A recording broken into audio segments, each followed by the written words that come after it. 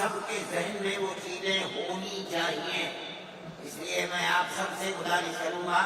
کہ آپ توجہ کے ساتھ ایوبی صاحب کی چیزوں کو سنیں, اپنے ذہن میں رکھیں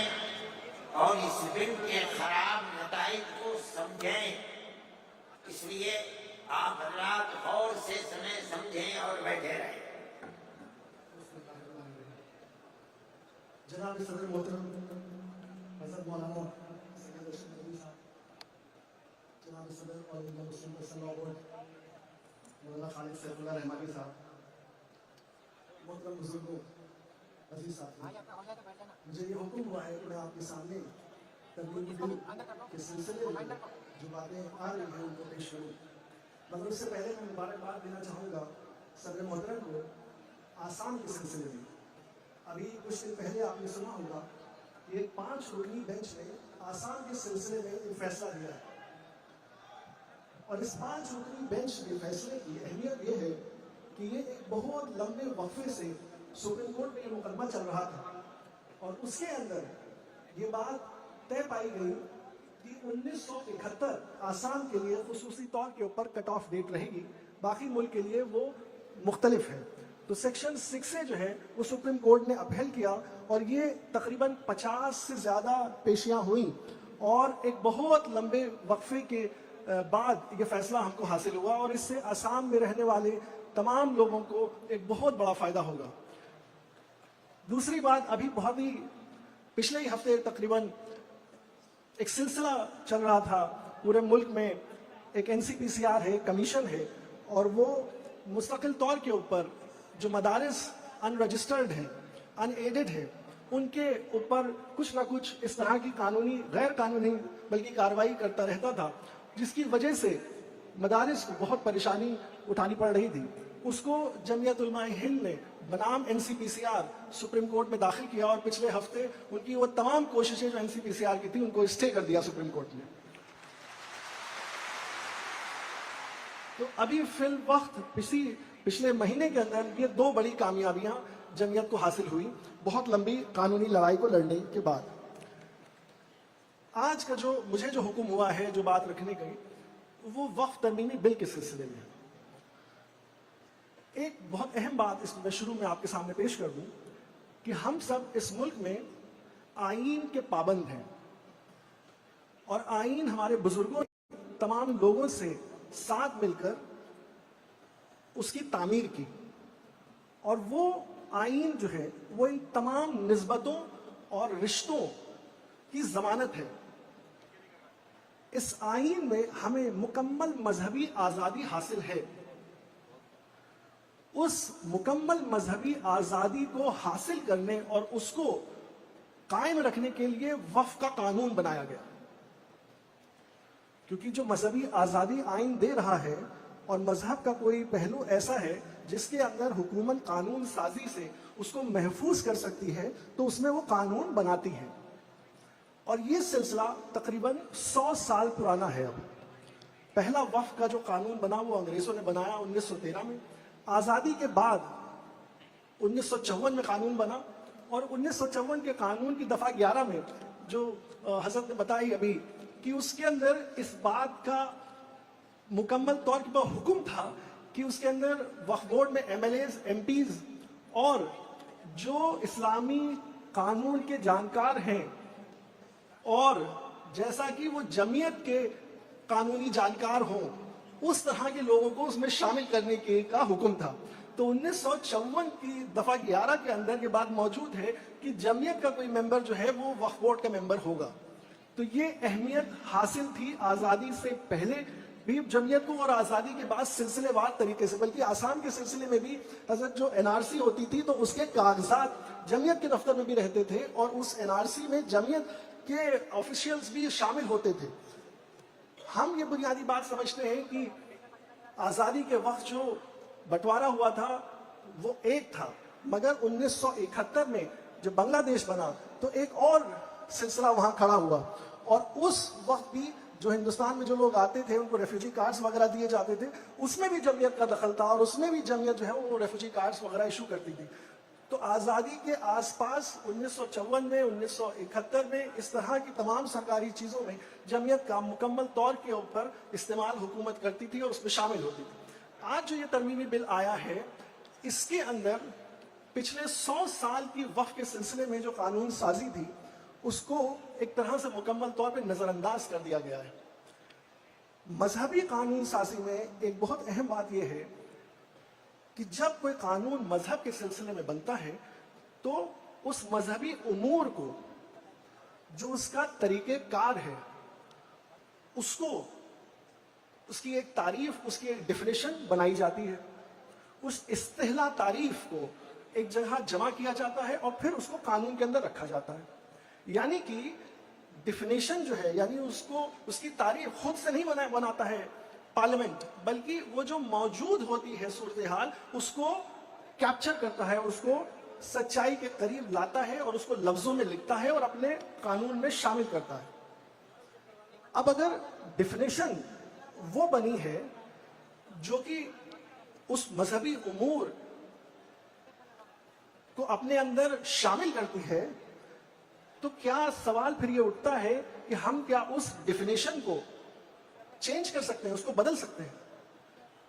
क्योंकि जिस मजहबी उमूर को आप शामिल कर रहे हैं कानून साजी में, वो तो अपनी जगह मौजूद है, उसको आपने जरूरत के एतबार से और आइन में जो हुक्म है फ्रीडम ऑफ रिलीजन का, उसकी वजह से आपने उसको शामिल किया है। तो जब आपने उसको शामिल कर लिया है एक एक्ट के अंदर, तो आप अब उसको ये नहीं कह सकते कि अब हम इसके अंदर ये चीज हटाएंगे और ये चीज रखेंगे।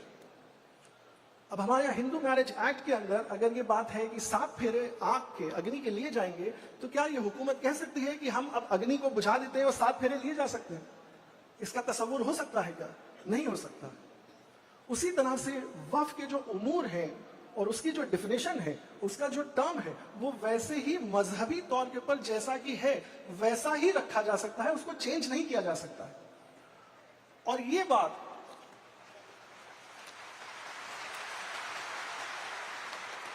और ये बात 1913 से, यानी अंग्रेज तक इस बात को का एहसास था उनको, और वो मुस्तकिल तौर के ऊपर चलता चला आ रहा था। अब 2024 के इस तरमीमी बिल में पहली बार उस डिफिनेशन को चेंज किया गया है और उसके अंदर, जैसे पर्सनल बोर्ड के सदस्य साहब ने बात कही कि वक्फ बाय यूजर, यानी कि आपका एक कब्रिस्तान है, उसके कागजात किसी के पास नहीं होंगे। क्यों? क्योंकि हमारे दादा परदादा और हम, हमारे वालिद साहब उसको देखते चले आ रहे हैं कि ये कब्रिस्तान है और वहां के ऊपर लोग दफन किए जाते हैं। एक मस्जिद है, वो एक जमाने से चली आ रही है और वो उसमें लोग इस्तेमाल कर रहे हैं और वो टाइम इमेमोरियल से, यानी याददाश्त के भी बाहर वो मौजूद है। अब वो अपने इस्तेमाल होने की वजह से वो वक्फ माना जाता है और वो वक्फ कायम रहेगा, मगर कुछ जगहों के ऊपर उसके फरमान मौजूद होते हैं, कहीं वक्फ मौजूद होती है, कहीं किसी किस्म के कागज मौजूद होते हैं जो करने वाला वाकिफ है उसके सिलसिले में कहीं कहीं होते, कहीं कहीं क्या हिंदुस्तान में 70% तकरीबन ऐसे औकाफ हैं जिनके कोई कागजात मौजूद नहीं है, क्योंकि वो 200-300 साल पुराने हैं। तो जो, और ये बात तो सभी के ऊपर लागू होगी, मंदिरों के भी, गिरजाघरों के भी, तमाम दूसरे जो मजहबी लोग मानने वाले हैं, उनके सबके इदारों के कोई कागजात 100 साल 200 साल पुराने नहीं मौजूद होंगे। आज इन्होंने डिफिनेशन के अंदर क्या किया कि ये वक्फ बाय यूजर को उन्होंने कहा कि इसको हम हटा देंगे, बिना किसी वजह के, बिना किसी उसको रीजन के कि क्यों हटा देंगे। दूसरी चीज वो लेकर के ये आए कि वक्फ करेगा कौन? वक्फ वो करेगा जो मुसलमान हो और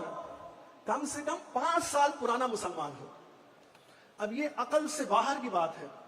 कि जब कोई शख्स किसी भी मजहब में दाखिल हुआ या उस मजहब का है, उस पर मुकम्मल तौर के उसके सारे इख्तियारात उसको हासिल हो जाते हैं। तो आप इस बात को क्यों लाए कि जो मुसलमान हो और कम से कम वो 5 साल पुराना मुसलमान हो, तभी वो वक्फ कर सकता है। 2013 का इससे पहले जो प्रोविजन था वो ये कहता था कि कोई गैर मुस्लिम भी उसको कर सकता है, क्योंकि बहुत से ऐसे राजा थे जिन्होंने मस्जिदों को, दरगाहों को, जो मुसलमान नहीं थे लेकिन उन्होंने पेशकश की, जायदादें दी, रियासतें दी, जागीरें दी और उसको इस्तेमाल किया गया। अब इन्होंने ये शर्त लगाई है कि वक्फ करने वाला मुसलमान हो और कम से कम 5 साल पुराना मुसलमान हो, तभी वो वक्फ कर सकता है। फिर वो आगे चलते हैं कि ये वक्फ जब हो गया اور اس نے واقف نے یہ کیا تو وہ ایک شرط یہ لگاتے ہیں کہ اس کی جائیداد اسی کی ہونی چاہیے. تو یہ بات تو بنا کہے ہے کہ جائیداد تو اس کی ہوگی ہی. اس کو آپ یہ کیوں سمجھتے ہیں کہ جائیداد اس کی نہیں ہوگی؟ وہ تو اس کا مالک ہوگا تبھی تو وقف کرے گا. اور بنیادی بات وقف کے سلسلے میں یہی ہے کہ لوگ اپنی ثواب کی نیت سے، امید سے، صدقہ جاریہ سے، اپنی ملک سے اس جائیداد کو نکال کر کے اللہ تعالیٰ کو دے دیتے ہیں، اور اس کا مالک اپنے آپ کو مالک کی حیثیت سے ہٹا دیتے ہیں، اور بلکہ مالک کی حیثیت سے اللہ تعالیٰ کو وہ پیش کر دیتے ہیں. تو اس کے بعد نہ حکومت نہ کوئی بورڈ، اس کا کوئی مالک نہیں ہے، اس کا مالک اللہ تعالیٰ ہے. اس بنیاد کے اوپر انہوں نے ایک نئی شرط ابھی رکھی کہ جتنے بھی وقف ہیں موجود فی الحال اس وقت ملک میں، ان کو بھی اگلے 6 مہینے کے اندر، خدا نخواستہ اگر یہ بل پاس ہوگا، جیسے ہی 6 مہینے کے اندر موجودہ جتنے وقف ہیں ان کو بھی دوبارہ سے اپنے آپ کو درج کرانا پڑے گا. اب آپ سوچیں کہ یہ کتنی بڑی ایک طوالت پیش خدا نخواستہ آئے گی کہ ہندوستان بھر کے جتنے بھی اوقاف ہیں وہ 6 مہینے کے اندر اپنے آپ کو دوبارہ سے درج کرائے. اور اس کے اندر بھی انہوں نے یہ شرطیں رکھی ہیں کہ کیا کیا شرطیں ہونی چاہیے کہ جن کو وہ پورا کرے. اب ان شرطوں کو آج کی تاریخ میں پورا کرنا ممکن ہی نہیں ہے. تو یعنی گویا کہ وہ مقصد شاید یہ ہو گیا کہ یہ 6 مہینے کے اندر جب درج نہیں کر پائیں گے تو وہ اس حیثیت سے، وقف کی حیثیت سے فارغ ہو جائیں گے کہ وہ وقف نہیں رہے گا. کیونکہ آگے چل کے انہوں نے ایک اور شرط یہ لگائی ہے کہ اگر آپ نے 6 مہینے کے اندر یہ رجسٹریشن اور یہ درجی پورٹل کے اوپر اور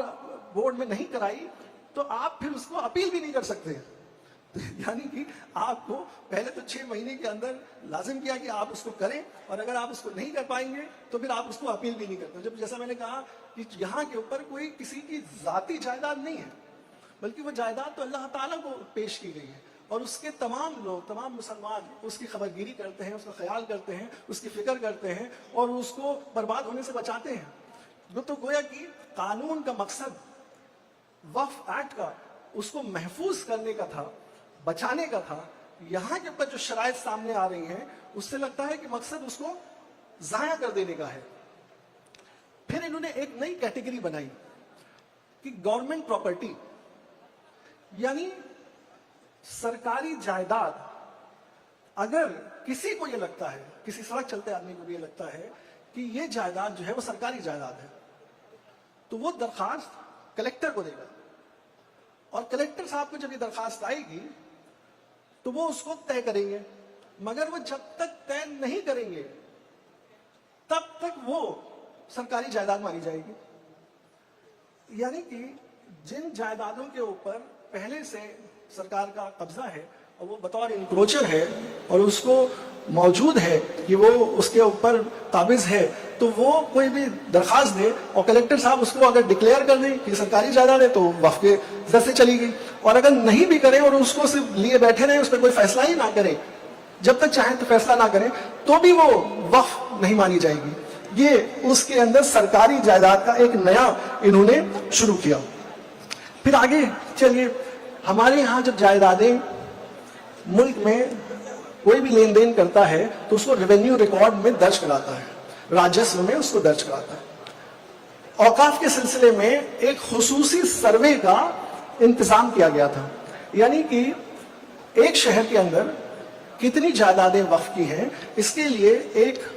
پورے اسٹیٹ میں، پورے صوبے میں ایک کمشنر بنایا جائے گا، اور وہ کمشنر جا کر کے دیکھے گا کہ کہاں کہاں وقف کی جائیدادیں ہیں اور ان جائیدادوں کو وہ اپنے رجسٹر میں شامل کرے گا. تو یعنی کہ اگر وہ جائیداد راجسو میں درج ہے تو اچھی بات ہے، سروے میں بھی آ جائے گی. اگر راجسو میں نہیں ہے تو سروے میں آ جائے گی، اس کی بنیاد پہ گیزٹ ہو جائے گا. تو یہ جو امور تھا، یہ جو فنکشن تھا، یہ اسٹیٹ گورنمنٹ کے پاس تھا، اور اسٹیٹ گورنمنٹ اس کمشنر کو اپوائنٹ کرتی تھی اور وہ اس کام کو کرتا تھا. انہوں نے اس کو ختم ہی کر دیا کہ وقف کی وہ شمار کرنے کی پورا جو سلسلہ تھا وہ انہوں نے یہاں سے ہٹا دیا، اور اس کی جگہ اس کو کلیکٹر کے سپرد کر دیا کہ کلیکٹر صاحب خود یہ بات دیکھیں گے کہ سروے کریں گے کہ یہاں کتنی جائیدادیں ہیں. اور انہی میں، جیسا میں نے پہلے کہا تھا، کہ ان کو یہ اختیار ہے کہ ان کو کوئی بھی یہ درخواست دے دے کہ یہ جائیداد سرکاری ہے تو وہ اس کے اوپر فیصلہ کرنے کے بھی ذمہ دار ہے. تو یعنی کہ وہ یہاں کے اوپر اس کو درج کریں نہ کریں ان کی مرضی ہے, وہاں پہ ان کے پاس درخواست آ جائے اس کو وہ لے کے بیٹھ جائیں تو وہ وقف کی جائیداد نہیں مانی جائے گی, سرکاری جائیداد مانی جائے گی. تو گویا کہ یہ جو سلسلہ شروع ہوا کہ اس کے سروے, اس کے رجسٹریشن کے سلسلے میں وہ ایک بہت بڑا ایک جو سپورٹ تھا, ایک بہت بڑا ایک سرکاری اس کے اندر اس کی نشاندہی کے لیے جو پہلو تھا اس کو انہوں نے ختم کر دیا کہ اب سروے نہیں ہوگا. پھر انہوں نے جو اس کی ادارے ہیں وقف کو سنبھالنے کے لیے, یعنی وقف بورڈ اور ٹریبونل, یعنی کہ اگر کسی کو کوئی چیز درج کرانی ہے وقف کے سلسلے میں تو وہ وقف بورڈ جائے گا اور اس کو درج کرا لے گا, اور وقف بورڈ اس میں تحقیق کرے گا اور اس کو درج کر لے گا. کسی کو اس سے شکایت ہے کہ وہ صحیح درج نہیں کیا, یا کسی نے کہا کہ درج آپ نے غلط کر لیا ہے, تو وہ اس کی شکایت لے کر کے ٹریبونل چلا جائے گا. وقف بورڈ میں بھی جو لوگ ہوتے تھے وہ اس کے جانکار ہوتے تھے, اور وہ کیونکہ یہ ایک مذہبی امور ہے تو اس لیے وہ مسلمان ہوتے تھے کہ اس کو وہ سمجھتے تھے اور اس کی نالج ہوتی تھی. جو ٹریبونل ہوتا تھا یعنی کہ اس کے اندر جو ایڈیشنل ڈسٹرکٹ جج یا جو ضلع جج کے لیول کے لوگ ہوتے تھے, اور اس کے اندر بھی مذہبی قانون جانکاری رکھنے والے لوگوں کو شامل کیا جاتا تھا, وہ ٹرائبونل بھی ہوتا تھا. ان کا یہ کہنا ہے کہ یہ جو درج کرنے کا جو سلسلہ ہے, ایک تو یہ بورڈ کے پاس سے جا کر کے اب کلیکٹر کے پاس جائے گا, اور یہ جو بورڈ بنا ہے اور جس کے اندر مسلمان ممبر ہوتے ہیں وہ اور چن کے آتے ہیں, تو وہ چن کے آنے کا الیکشن کا سلسلہ ختم ہو گیا ہے. اب الیکشن کی ضرورت نہیں ہے, بلکہ سرکار, صوبے کی سرکار نومینیٹ کرے گی, یعنی اب چناؤ انتخاب نہیں ہوگا, صوبے کی سرکار جس کو چاہے نومینیٹ کر دے. حضرت نے کہا کہ اس کے اندر 2 غیر مسلم شامل کرنا لازم ہے, لیکن جب آپ اس کو گہرائی سے دیکھیں گے تو وہ تقریباً میجورٹی اس کی غیر مسلم کی آپ نومینیٹ کر سکتے ہیں. یہ جو وقف بورڈ ہے صوبوں کے اندر جو اس کو دیکھتے ہیں, سنبھالتے ہیں, ان کے اوپر ایک سینٹرل وقف کاؤنسل ہے جو دہلی میں رہتی ہے, اس کے ممبرز بھی بنائے جاتے ہیں, وہ سب مسلمان ہوتے تھے, اور وہ ان اسٹیٹ کے بورڈ سے سوال جواب کر سکتی تھی, ان سے طلب کر سکتی تھی ریکارڈ. تو وہ سینٹرل وقف کاؤنسل کی بڑی اہمیت ہے اس معاملے میں. اس کے بھی ممبرز جو ہیں وہ غیر مسلم ہو سکتے ہیں. تو اب بنیادی سوچنے کی بات یہ ہے کہ جب آئین نے ہمیں اپنی مذہبی معاملوں میں آزادی دی ہے, مذہبی معاملوں کو چلانے کی, مینج کرنے کی آزادی دی ہے, تو ہماری اس آزادی جو آئین نے دی ہے, کیا یہ امینڈمنٹ اس کو پامال نہیں کر دیتے ہیں؟ میرے خیال سے اس کو مکمل طور کے اوپر وہ پامال کر دیتے ہیں, کیونکہ اگر وہ مذہبی امور ہے اور مذہبی امور میں آپ کو یہ تحفظ حاصل ہے تو وہ تحفظ تو یہ بل ہی ختم کیے دے رہا ہے. پھر ہم آگے چلتے ہیں. یہ تو ٹریبونل, بورڈ اور سینٹرل وقف کاؤنسل کی نوعیت ہو گئی کہ وہ اب مذہبی امور میں غیر مسلموں کو شامل کرے گی. پھر اس کے اندر جو متولی ہے, اس متولی کے سلسلے کے اندر اب یہ حکم ہو گیا ہے کہ اگر بورڈ یا کوئی اس کا افسر ان سے کوئی بھی مطالبہ کرے گا اور وہ اس کو پورا نہیں کر سکے گا تو اس کو ہٹایا جا سکتا ہے. یعنی وہ کیا مطالبہ ہوگا, وہ اس کو کیا مانے گا, تو یعنی متولی کی جو پوزیشن ہے وہ بالکل زبزب ہو گئی ہے. حالانکہ واقف کی منشا اور متولی یہ ہمارے وقف کے امور کے ایسے حصے ہیں جن کے ساتھ چھیڑ چھاڑ کرنا پھر ہماری مذہبی آزادی کے ساتھ چھیڑ چھاڑ کرنا ہے. یہاں کے اوپر 3 ایسے پروویژنز تھے جو مکمل طور کے اوپر, چونکہ یہ مذہبی امور اور اس کے سلسلے میں بنا قانون ہے, تمام دوسرے بھی مذہبی جو قانون ہیں, جینس کے ہیں, سرداروں کے ہیں, سکھوں کے ہیں, ہندوؤں کے ہیں, ان میں بھی یہ موجود پایا جاتا ہے کہ لمیٹیشن ایکٹ کا, کہ یعنی کہ اگر کوئی ناجائز آپ کی زمین کے اوپر ایک لمبے وقفے تک رہ رہا ہے تو وہ اس کے اوپر مالکانہ حق, اس میں اپنا حق جو ہے وہ دعویٰ پیش نہیں کر سکتا, بلکہ وہ اس سے دستبردار رہے گا اس چیز کو پیش کرنے سے. اور یہ جو قانون جو امور ہے یہ اس کے اوپر اوور رائڈنگ افیکٹ ہوگا. انہوں نے کیا کیا کہ یہ جو ایک زمانے سے لمیٹیشن ایکٹ کا, یعنی آزادی کے بعد ہمیشہ سے لمیٹیشن ایکٹ کا جو بینیفٹ تھا, وہ انہوں نے اس کو بنا کسی وجہ کے, کہ اس کی کیا وجہ ہے, اس کو انہوں نے ہٹا دیا. دوسرا, یہ جو ایویکوی پراپرٹی جو لوگ ہندوستان چھوڑ کے پاکستان گئے ہیں, اس کے سلسلے کے اندر بھی اگر وہ وقف ہے تو اس کے اندر ایویکوی پراپرٹی کا قانون نہیں لگتا تھا بلکہ اوقاف کا قانون چلتا تھا. وہ بھی پروویژن انہوں نے اپنی مرضی سے ہٹا دیا. تیسرا, انہوں نے یہ ایکٹ, اگر یہ جو, کیونکہ یہ مذہبی امور کا قانون ہے, اگر یہ کسی چیز سے ٹکرائے گا تو یہ اس کے اوپر فوقیت رکھے گا، نہ کہ جو قانون جس سے یہ ٹکرا رہا ہے وہ اس پہ فوقیت رکھے گا۔ یہ بات بھی انہوں نے ختم کر دی۔ تو تین بنیادی جو اس کو پروٹیکشن تھے، دفاع تھی جو موجود تھا، وہ تینوں انہوں نے مکمل طور کے اوپر ختم کر دیا۔ تو اگر پورا ہم لوگ شروع سے اس کو دیکھیں کہ اس کی ڈیفینیشن میں، اس کے رجسٹریشن میں، اس کے بعد اس کے معاملات کو طے کرنے میں اور اس کی دفاع میں جتنے اس کے شعبے ہیں، ان تمام شعبوں کو انہوں نے مکمل طور سے ہٹا دیا اور اس کی کوئی وجہ نہیں بتائی کہ انہوں نے کیوں ہٹایا۔ اس لیے جمعیت علماء ہند کا یہ موقف ہے کہ اس کی کوئی ایک بھی ترمیم قابل قبول نہیں ہے، اور لہذا مکمل طور کے اوپر خارج کر دینے کے لائق ہے۔ اس لیے ہم مجبور ہیں اس کو خارج کر دینے کے لیے، اور لہذا اس بل کو ہم مکمل طور کے اوپر اس کی مخالفت کرتے ہیں۔ تکبر اللہ، بارک اللہ۔ وکیل صاحب کی ساری تقریر ہی بڑی مؤثر تھی، اور آخری جملہ سب سے زیادہ مؤثر تھا کہ یہ بل اس حالت میں خارج کر دینے کے لائق ہے، ہم اس کو مکمل ریجیکٹ کرتے ہیں۔ یہی الفاظ صدر محترم نے سب سے پہلے دن پریس کانفرنس میں کہی تھی۔ اب میں